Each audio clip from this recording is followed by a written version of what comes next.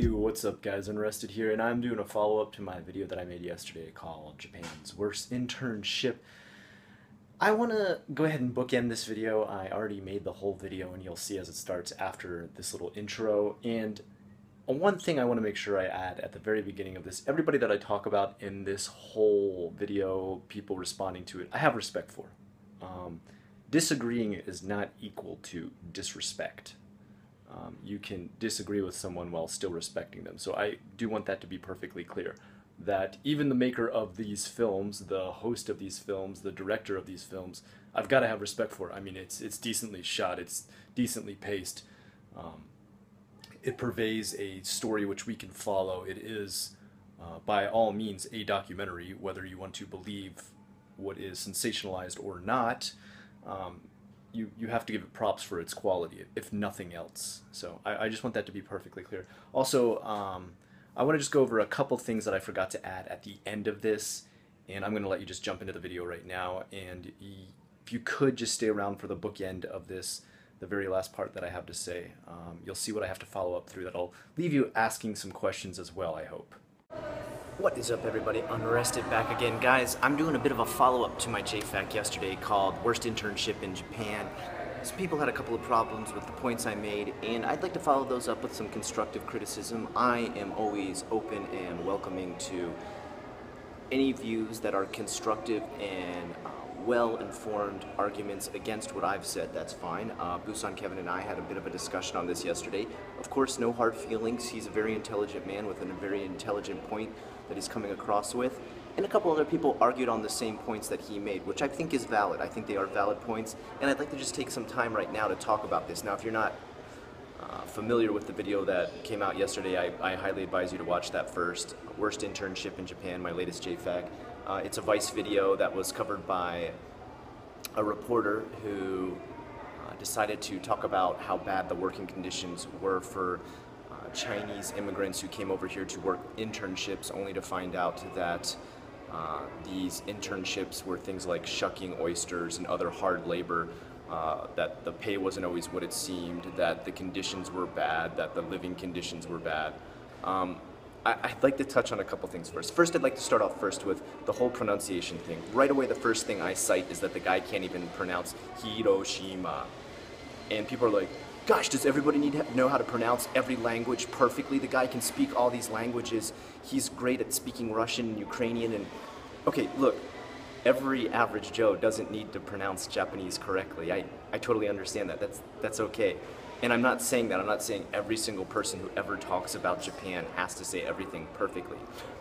If you're going to do a documentary on Japan and say that you're an expert on the subject that you're covering and that you're a knowledgeable person, then yes, you are kind of expected to be able to pronounce the thing you say you are an expert on properly.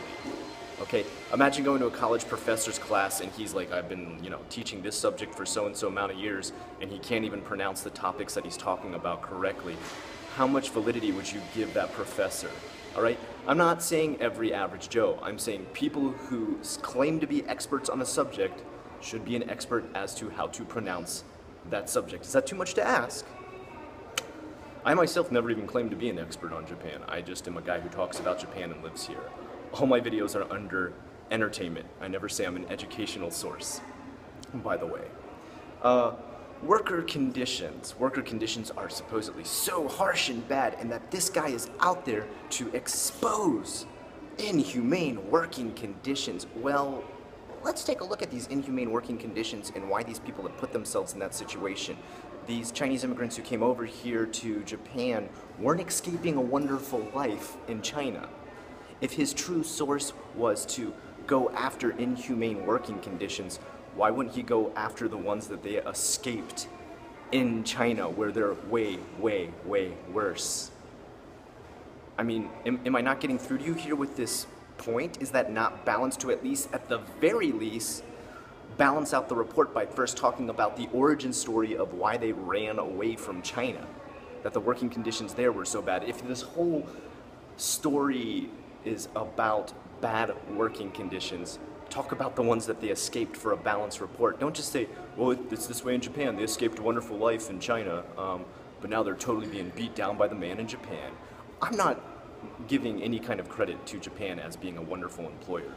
I'm not even arguing that they're having good treatment. I think they are being treated poorly. I think those jobs do suck. I think their living conditions do suck. I'm not agreeing, I'm not trying to apologize for Japan and say, Japan is so perfect. No, that sucks. But guess what sucks even worse? China. So, if his main goal was to go after the evil of inhumane working conditions, why not go after the greatest evil? Let me tell you why. I'm going to go a little bit farther into this as to why he didn't go to China. Because if he went to China and tried to do the same report, he would either be 1, incarcerated, or number 2, killed by the Chinese government. Okay, because they don't put up with that shit. They lock down and shut down anyone who ever tries to make them look bad. That's why you can't go on YouTube there and find Tiananmen Square. It's shitty, it's horrible, it's non-progressive government system that is utter totalitarianism and fascism. I completely don't think it's a good thing at all, but I'm saying he didn't want to put himself on the line out there because he knew it would happen in China. So what he did was come to a country where he knew he could, you know, attack a bully that wouldn't fight back. Be like, look at this bad guy, I know he won't fight back, so I'm gonna go after this. So that makes me think, who's he really looking out for when he does these reports then? Is he looking out for the workers, or is he looking out for himself? Making it safe for himself where he can do these reports. And then, I want you to get into calling the police. There's 2 videos now. There's this high school girls for sale video and this worst internship in Japan video. And in both of these, there's a situation where someone starts to call the police because he's there reporting. Now what he says he's reporting on is stuff that is, you know, it's criminal, it's inhumane, it's unlawful, it's illegal. So if the people are calling the police, why would you leave? Every time that people call the police in these reports that he's doing, he's like, it seems as though they're calling the police now, so I think that's our cue to get out of here. We got to get out. Why? Why do you got to get out of it? I mean, if you're going to stand up for these people, stay around with your translator and explain the situation to the police. You know? Don't just be the guy who's like, look at how bad this is. Okay, I'm out of here. Bye. Do something about it. Right? If it's so bad. So, I mean, does that not seem a little bit sketchy to you? A little bit fishy? What's going on there? The police are being called by the people who you're supposedly accusing of doing illegal stuff. And then you're gonna leave? You see where I'm coming from here? You starting to get this? What's going on here? Why would you leave? You know, and I welcome your valid arguments against this. I welcome your insight on this. I welcome your theories as to why he would suddenly need to leave when the police are being called to a situation that's supposedly illegal. He has a translator. I know he can't speak Japanese, that's fine. He's got his translator with him the whole time. Alright guys? I'm just going to leave you with some of those thoughts. Alright? Some of those arguments from my side as to why I still don't see this as valid. And you know, people want to say, this guy's got Emmys and stuff, he's won all these awards. I can give you a list of reporters who have fallen from grace after all their awards. You want to go to CNN right now and do kind of a little list right there of some award-winning supposed reporters that are, you know, legit and valid? Come on now. So, I'm glad you had the patience to watch through that. I appreciate if you watched the first video to the one from yesterday, the JFAQ from yesterday, and I appreciate you getting through this one. Let me just end it on this by saying, look, I know conditions are bad for those jobs, and I'm not denying that at all. It is something that still needs to be worked out, stamped out, and even in America too, we have shitty working conditions for a lot of immigrant workers, a lot of undocumented workers. Just because they're undocumented, I don't think anybody should be treated that poorly at a job. But here's one thing I want to say. Number one, there's often times that there's discrepancies in these videos or things that are just kind of a really big stretch. And that's another thing that kind of gets me about these videos. For example, the girls for sale, high school girls for sale video as well, there's a part where he also tries to compare girl groups to prostitutes within the same paragraph and sentences that he's exploring these different genres of people and their trades and career paths. And I feel like that's a hell of a stretch. Even he has at one point has to admit how innocent most of it is until some old guy comes up and is interested in the group, in which case, who's to blame, that girl group or that old guy? I mean, you got to make it a little more clear. On top of that, I felt like the high school girl for sale video was far better because he brought in Jake Adelstein, who gave a lot of credit, a lot of know-how, a lot of efficiency and well-learned education in his stay within Japan. I think he's been here somewhere 20 plus years.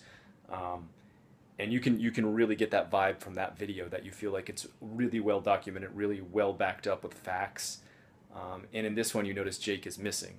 Jake is not in this video, which I'm not saying that he didn't want to be part of it. Maybe he didn't have the time, maybe he couldn't schedule, maybe he wanted to and wanted to stand up for this, but wasn't there. But it makes me even wonder even more, like, why was this not something he partook in as well? Was he opposed to this one?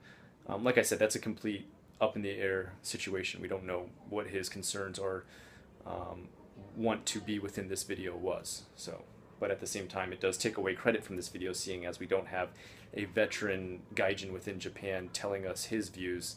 We have just the guy who's popped in here on an airplane and said hi and left. Not that there's anything wrong with gaijin that do that, but I do find the ones that have stayed here 20 plus years do tend to naturally have more knowledge of the country. I mean, for obvious reasons. Last but not least, I want to leave you thinking about this. Vice News. Okay? They have a Japan headquarters. There is a Japanese department of Vice News. Why weren't they covering this story? Why aren't they covering the high school girls for sale story either? Why isn't the headquarters of Japanese Vice within Japan printed in Japanese, sometimes translated as well? Why aren't they covering these things? I mean, doesn't that add even more sketchiness to this whole situation? Why would you not let the headquarters that is within Japan, with the people who are indigenous to Japan, with the reporters that are indigenous to Japan, explore the problem indigenous to Japan?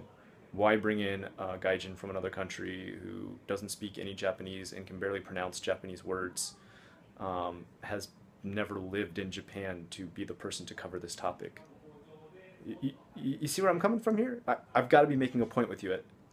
Why is some outsider, and I'm an outsider too, I'm a gaijin. I would trust a Japanese source within Japan, a headquarters within Japan, reporters within Japan covering this more than I would this guy. Sorry, that's just my little last 2 cents I wanted to throw in there. Guys, thanks so much for making it all the way through this. I want to hear your thoughts, your comments, your replies on this. Maybe there's some of these things you can totally knock apart. You can totally blow apart the theories and stuff that I have, the kind of questions that I have, the sketchiness that I see. And if you can, I welcome it. I want to see myself proven wrong. If there's another way I can take a look at this video and say, you know what, you were totally right, here's this, this, and this, hit me with it. Let's hear it. Have a good one, guys.